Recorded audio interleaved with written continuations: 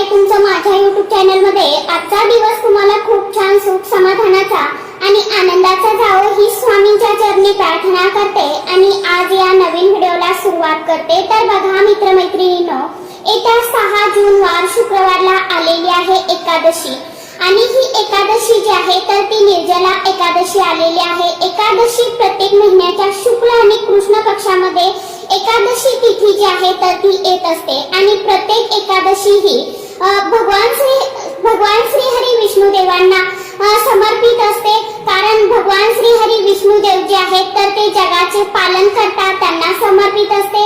एकादशीचा दिवस खूप म्हणजे खूप प्रभावी असतो। त्याचबरोबर संपूर्ण व्रतापैकी एकादशीचा व्रत जे आहे तर ते सर्वश्रेष्ठ व्रत मानलं जातं, अशी सुद्धा मान्यता आहे की एकादशीचं व्रत हे देवी देवतांना देखील असतं आणि त्याचबरोबर तुळशी मातेला देखील एकादशीचं व्रत असतं। एकादशीचं व्रत केल्याने वैकुंठ प्राप्ती होते, त्याचबरोबर मोक्ष प्राप्ती होऊन पापांपासून मुक्तता मिळत असते। एकादशीचं व्रत केल्याने आपल्या जीवनाचा उद्धार होतो आणि भगवान विष्णू देवांची कृपा आपल्यावरती अखंड स्वरूपात राहते। एकादशी ही प्रत्येक महिन्याला येते आणि प्रत्येक एकादशी जी असते तर ती खूप महत्त्वाची आणि विशेष असते। त्याचप्रमाणे ज्येष्ठ महिन्यात आलेली जी एकादशी आहे तर ती ज्येष्ठ शुक्ल पक्षामध्ये आलेली एकादशी, या एकादशीला निर्जला एकादशी या नावाने सुद्धा ओळखलं जातं। निर्जला एकादशीला भीमसेनी एकादशी देखील म्हटलं जातं। पौराणिक मान्यतेनुसार, पौराणिक कथेनुसार भीमसेनी एकादशी का म्हटल्या जातं तर पांडवापैकी सर्वात शक्तिशाली असलेली भीम यांनीच निर्जला एकादशीचं व्रत केलं होतं आणि हेच एक व्यक्ती होते की ज्यांनी पहिल्यांदा एकादशीचं निर्जला व्रत केलं आणि म्हणूनच त्यापासून याला निर्जला एकादशी व्रत म्हणून ओळखलं जाऊ लागलं आणि म्हणूनच या एकादशीला भीमसेनी एकादशीच्या नावाने देखील ओळखलं जातं। ही एकादशी खूप म्हणजे खूप प्रभावी आहे। अशी मान्यता आहे की 24 एकादशीचं व्रत ज्याला शक्य होत नाही त्यांनी निर्जला एकादशीचं जर व्रत केलं तर या व्रताचं संपूर्ण फळ जे आहे तर ते आपल्याला मिळत असतं। परंतु निर्जला एकादशीच्या दिवशी काहीही न खाता आणि काहीही न पिता हा उपवास करायचा असतो आणि म्हणूनच निर्जला एकादशीला म्हणजेच निर्जल राहून न अन्न खायचं असतं आणि न पाणी प्यायचं असतं आणि म्हणूनच या एकादशीचा जर निर्जला उपवास केला तुम्ही करत असाल तर तुम्हाला खूप मोठं पुण्यफळ जे आहे तर ते मिळत असतं। आता बघा, या दिवशी निर्जल उपवास करणं शक्य होत नाही, मग यासोबतच काही उपाय जर आपण केले तर त्याचं देखील आपल्याला 100% फळ जे आहे तर ते प्राप्त होत असतं। कारण हा दिवस अत्यंत खूप प्रभावी आणि महत्त्वाचा असतो आणि म्हणूनच बघा, आपल्या घरामध्ये नकारात्मकता आहे, सतत वादविवाद होतात, भांडणे होतात, कुणाचंही कुणाशी पटत नाही, घरामध्ये पैसा येतो परंतु तो टिकत नाही किंवा घरामध्ये सतत आरोग्याच्या समस्या, यामध्ये पैसा आपला व्यर्थ खर्च होतो किंवा पैसा येण्याचे मार्ग जे आहेत तर ते बंद झालेले आहेत। त्याचप्रमाणे घरामध्ये कुणालाही यश प्राप्ती होत नाही, सतत चिडचिड आणि घरामध्ये उदास व्हायला लागतं। अशा वेळेमध्ये घरामध्ये जर नकारात्मकता वाढलेली असेल किंवा घरातल्यामध्ये कुठलीही बाहेरची नकारात्मकता येऊ नये त्यासाठी आपल्याला एकादशीच्या दिवशी आंब्याच्या पानांचा अत्यंत प्रभावशाली उपाय जो आहे तर तो करायचा आहे। हा उपाय केल्याने घराकडे माता लक्ष्मी आपल्या आकर्षित होऊन घरातली संपूर्ण नकारात्मकता जी आहे तर ती नष्ट होऊन घराची प्रगती होते।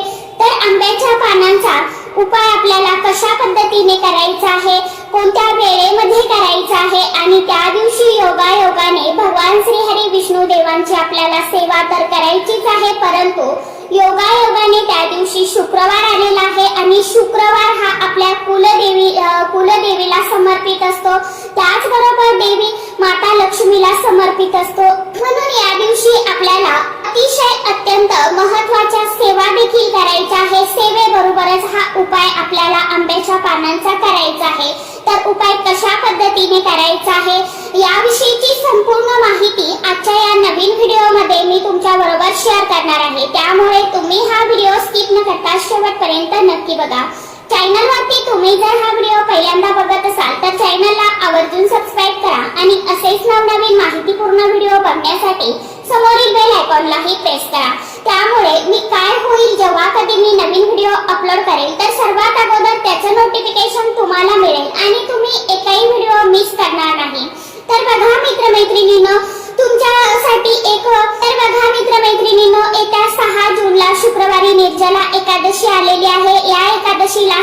एकादशी तसेच भीमसेनी एकादशी या नावाने सुद्धा ओळखलं जातं। एकादशीचा दिवस खूप प्रभावी आणि शुभ असतो आणि म्हणूनच या एकादशीला काही उपाय केल्याने आपल्याला त्या उपायांचं सेवेचं फळ जे आहे तर ते नक्कीच मिळत असतं। तर या दिवशी एकादशीच्या दिवशी सकाळी लवकर उठायचं आहे, स्नान करायचं आहे। स्नान करत असताना अंघोळीच्या पाण्यामध्ये आपल्याला थोडंसं गंगाजल, चिमूटभर हळद टाकायची आहे।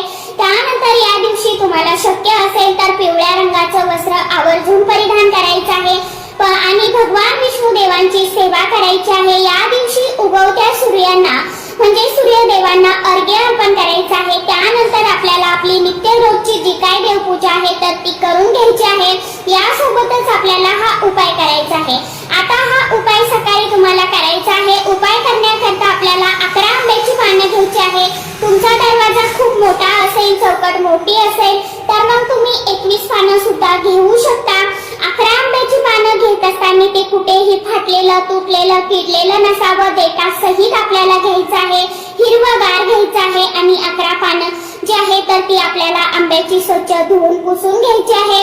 जसे की आपण देवी देवतांच्या मूर्तीवरती अभिषेक करत असतो त्याचप्रमाणे तुम्हाला या पानं देखील स्वच्छ करून घ्यायची आहे। आणि एक थोडंसं तुम्हाला एक वाटी घ्यायची आहे। वाटीमध्ये थोडंसं गुलाबजल, गंगाजल असेल तुमच्याकडे तर ते टाकायचं आहे। त्यामध्ये चिमूटभर कुंकू टाकायचं आहे, चिमूटभर हळद तुम्हाला टाकायची आहे आणि हे तुम्हाला मिक्स करायचं आहे। आणि हा जो आपण गंध तयार केलेला आहे तर याचा एक एक तुम्हाला टिका लावायचा आहे। तुमच्याकडे जर लाल चंदन असेल तर चंदन टाका, पिवळं चंदन असेल तर पिवळं चंदन देखील तुम्ही टाकू शकता आणि त्यानंतर हा टिका आपल्याला त्या पानावरती लावायचा आहे।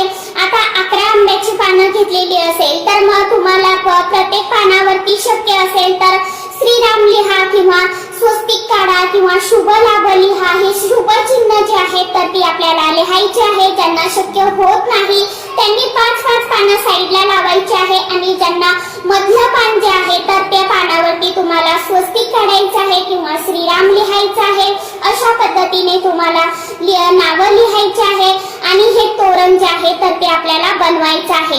कारण भगवान प्रभू श्रीराम हे भगवान विष्णू देवांचेच अवतार आहे आणि श्रीरामांचं नामस्मरणाने कुठलीही नकारात्मकता घरात राहत नाही। प्रभू श्रीरामांचं नामस्मरणाने कुठलीही बाहेरची वाईट गोष्ट, इडापिडा, नजरबाधा जी आहे तर ती घरात टिकू शकत नाही। म्हणून तुम्हाला या पानावरती मधल्या पानावरती श्रीराम लिहायचं आहे। आता ही 11 पानावरती श्रीराम लिहायचं आहे किंवा तुम्ही एका पानावरती लिहिलं तरी देखील चालणार आहे। आपल्या बोटाच्या सहाय्याने लिहा किंवा तुमच्याकडे जर शिल्लक आंब्याच्या पानाचं देठ असेल तर तुम्ही त्याने सुद्धा लिहू शकता। आणि त्यानंतर एक तुम्हाला जो आपण पचरंगी सुताचा धागा असतो लाल पिवळा रवली मौली तर तो घ्यायचा आहे आणि त्या पानाचं तोरण आपल्याला त्या धाग्यामध्ये ओवून घ्यायचं आहे। 11 फुलं तुमच्याकडे असतील, लाल असेल, पिवळी असेल किंवा व्हाईट असतील तर ती फुलं देखील तुम्हाला त्यामध्ये घालायची आहे। अशा पद्धतीने तुम्हाला 11 फुलाचं पानाचं जे तोरण आहे तर ते बनवून घ्यायचं आहे। त्यामध्ये तुम्हाला ओढून घ्यायचं आहे म्हणजेच काय तर तुम्हाला एक तोरण तयार करायचं आहे। त्यानंतर हे घेऊन तुम्हाला एका ताटामध्ये ठेवायचं आहे। देवघरासमोर बसायचं आहे। देवांचं पूजन वगैरे आपल्याला करून घ्यायचं आहे। भगवान विष्णू देवांची मूर्ती असेल तर मूर्तीवरती आवर्जून या दिवशी अभिषेक करा। पांडुरंगाची मूर्ती असेल तर पांडुरंगाच्या मूर्तीवरती अभिषेक करू शकता किंवा बाळकृष्णाची मूर्ती जी आहे तर ती प्रत्येकाच्या घरामध्ये असतेच असते।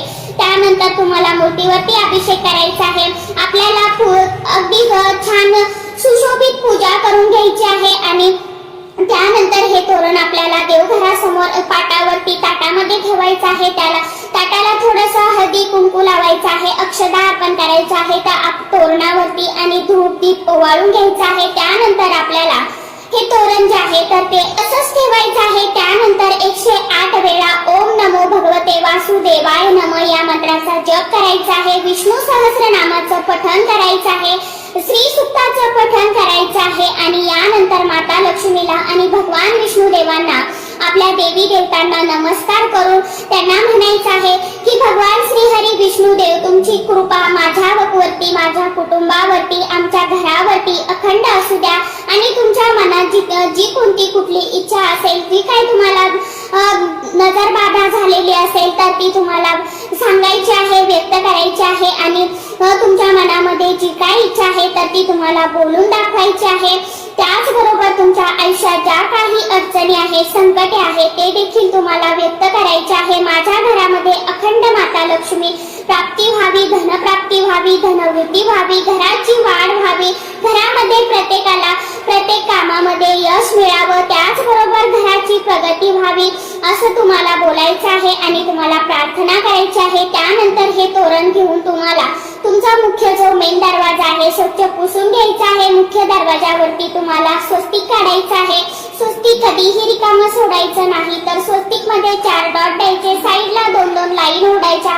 लाईन ओढत असताना खालून वरती ओढायचं आहे, वरतून खालती आपल्याला ओढायचं नाही तर खालून वरती जायचं आहे. त्यामुळे आपल्याला असं स्वस्तिक काढून घ्यायचं आहे. खाली ओम काढायचा आहे स्वस्तिकच्या बरोबर आणि एक कुलदेवी स्वरूप म्हणून आपल्याला एक कुंकवाचा टिका देखील द्यायचा आहे. त्यानंतर आपल्याला हे आपल्या जो मुख्य मेन दरवाजा आहे तर त्या दरवाजाला हे तोरण बांधायचं आहे. त्यानंतर उंबरठ्याला हळदीचं लेपन करायचं आहे. मुख्य उंबरठ्यावरती एक छानसा तुपाचा किंवा तेलाचा दिवा लावायचा आहे. उंबरठ्याचं पूजन देखील करायचं आहे आणि त्यानंतर हे तोरण आपल्याला बांधून घ्यायचं आहे. उंबऱ्याला नमस्कार करायचा आहे.